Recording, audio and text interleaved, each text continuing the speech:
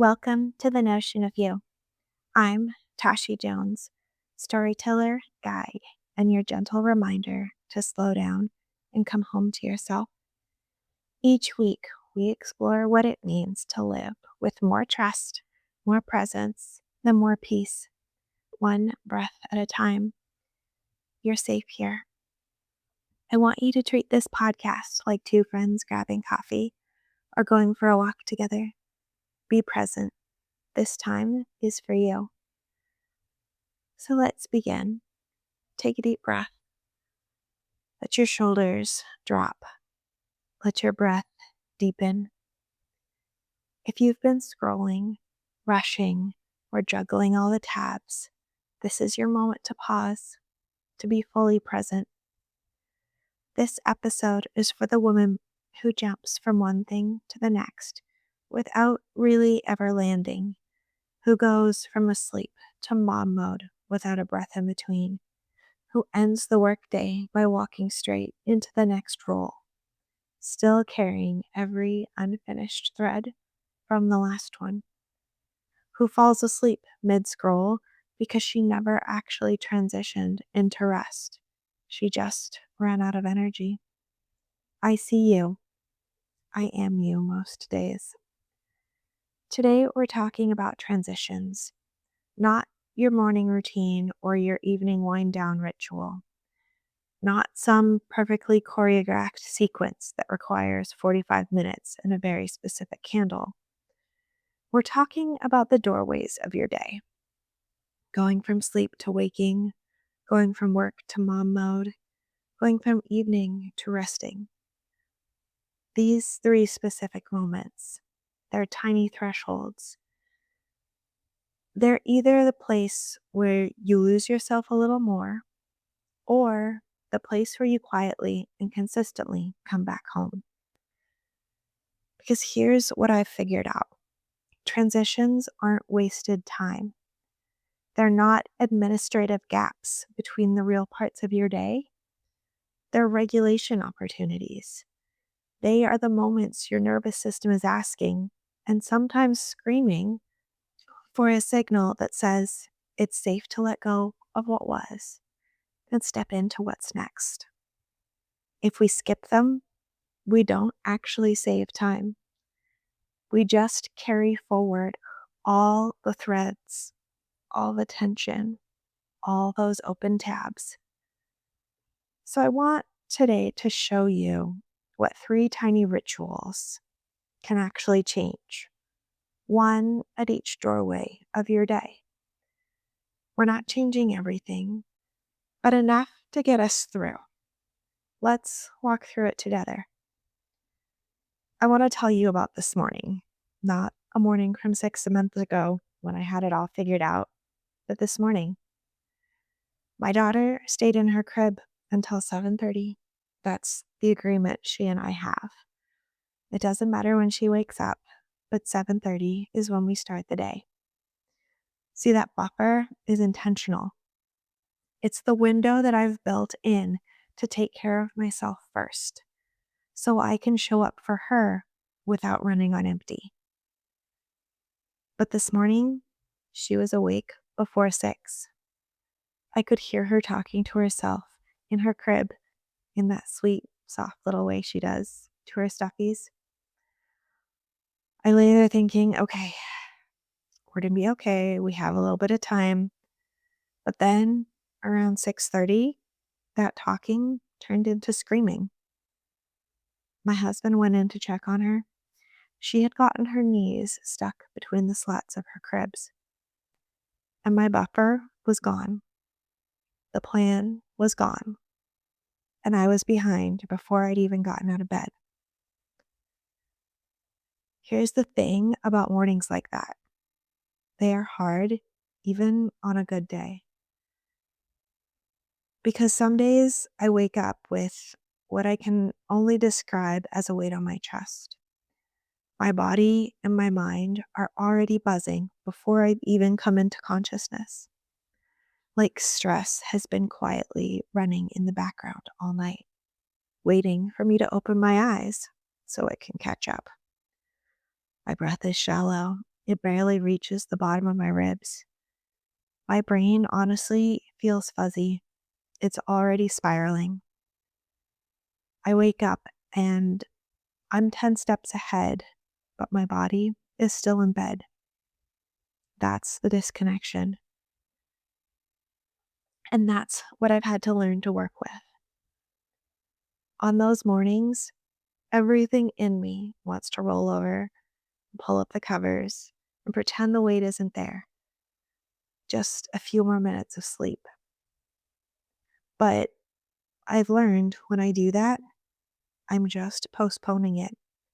It will follow me through the day, into mom mode, into work mode, and it will color every interaction until I deal with it. So, what I've had to learn to do, even on the days I don't want to, especially when I don't want to, is move. Even just a little bit, like sitting up, putting my feet on the floor, opening the curtains to let the light in. I like to grab a big glass of water and my journal, and I just write. This isn't structured, it's not for clarity, it's more of a brain dump. Whatever is sitting there in my brain, I let it out onto the page so that it's not circling in my head anymore.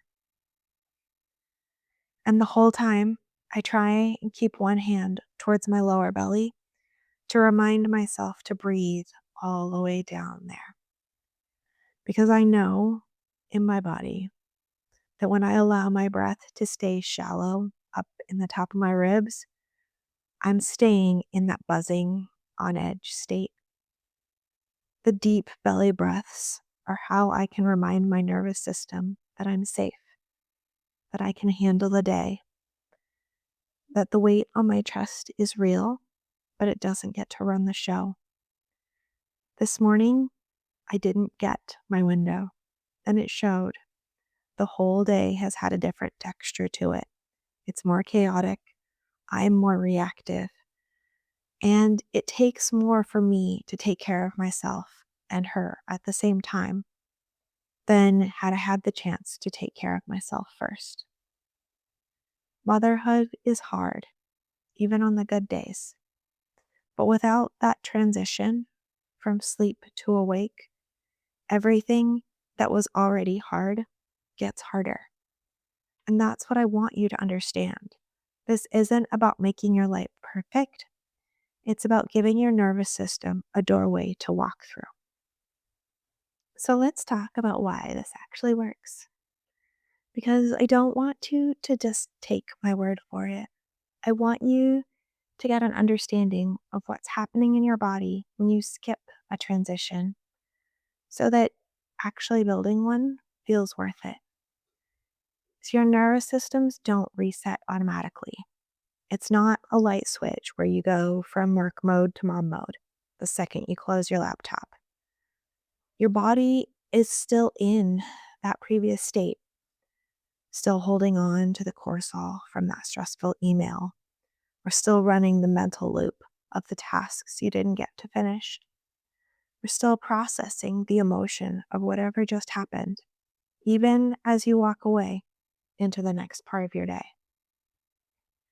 When we don't create a deliberate pause between one role and the next, we carry all of that forward. And we wonder why we snap at our kids, why we can't fall asleep even when we're exhausted, and why the evening feels like work even though we've stopped working. It's because we've never transitioned. All we did was change locations. These transitions are the signal to our nervous system that one chapter is closing and the new one is beginning. They're the space in between where your body processes, lets go, and prepares. When we honor that, even in the tiniest way, we give ourselves the chance to show up in the next part of our day with more presence, more patience, and more capacity. Here's what that looks like across the 3 doorways that I want you to work with. So, doorway number one is first thing in the morning when you go from sleep to waking. It's honestly the most fragile part of your day because you're moving from unconscious to conscious, from rest to engagement, and from wherever your nervous system was during sleep into the full weight of your life. If the first thing you do is reach for your phone, you're already handing your nervous system over to someone else's agenda before you've even established your own. Your morning transition doesn't need to be long, but it does need to be intentional. It needs to be yours. For me, when I have those buffer mornings before my daughter wakes up, it looks like sitting up instead of staying laying down, putting my feet on the floor, opening the curtains, grabbing my water, my journal, taking some deep breaths. Some mornings I get 5 minutes, other mornings it's 20. But it's the sequence itself that's the ritual because my body knows what it means. It's we're arriving here today. We're safe. For me, the most key element of it is my breath. When you wake up activated, that buzzing, shallow breath feeling, this is your nervous system in a low grade stress response. And belly breathing is one of the fastest ways to shift out of it. Place your hand on your lower belly and breathe in until you feel your hand rise. That's it. This is the regulation you're looking for. You're not trying to fix everything, but you're telling your body that we're okay. We can face today. Doorway number 2 is going from work mode to mom mode, or work mode into your evening. And this one, honestly, is a bit sneaky, and often it doesn't feel like a transition, but more of an interruption. Because the workday doesn't actually end most days. There's always one more thing, always one more email. So instead of closing the day, we tend to stop, whether it's mid sentence, mid task, and just walk to the next thing. So here's what I've had to learn to do. I've used my daughter's nap time as a hard edge. When I see her starting to stir on the baby monitor, I add a 10-minute buffer because she can be awake in her crib just hanging out while I take a minute to finalize what I'm in the middle of, close the tabs, the documents, the emails, close my office door, and take a few deep breaths, get some water, move my body around a little bit. This is it. That's the whole transition. But it's about 10 minutes of presence with myself to switch from one mode to the other. What this does neurologically is gives your brain a chance to file away whatever you're working on. It's not gone, just saved in your system. That's the phrase that changed everything for me. It's in my system, not in my brain. When I trust that my notion holds what needs to be held, I can let my brain put it down. And I can walk into the next room and actually be there. The third transition is your evening. This is where you're going from your day to rest. And this is honestly the transition most of us skip entirely. We go from doing things to lying in bed, and we wonder why our brains don't want to shut off. I've found that I am very susceptible to that evening flow state where creativity just takes over, or I get lost in a book. I get so deep in something that I can look up and it's all of a sudden 11 o'clock and I've stolen sleep from tomorrow. So I've started to use a timer. It's not a hard stop, but a check in. 30 minutes and it goes off. And I get to ask myself, am I ready to close it up? Do I want to go 30 more minutes? And that's it. It's more of awareness and not discipline. It's me checking in with my brain and my body instead of just letting the momentum carry me past when I should have stopped. Because what I know is that sleep is not a luxury for me. When I protect my sleep, everything else works better. My patience is longer, my thoughts are clearer, my nervous system has the chance to do the overnight repair work that it needs. And when I don't, and I stay up too late and I just try and do that one more thing, I pay for it across the whole next day. Protecting your sleep is an act of self trust. It's saying that the tomorrow me matters too, and I will take care of her tonight. Those are your 3 doorways, 3 tiny rituals. You don't have to do them perfectly, but it helps to do them because life will life you. Your kid will get her knee stuck, or your alarm won't go off. There's that one more thing that won't leave your brain. It's not failure, it's Tuesday.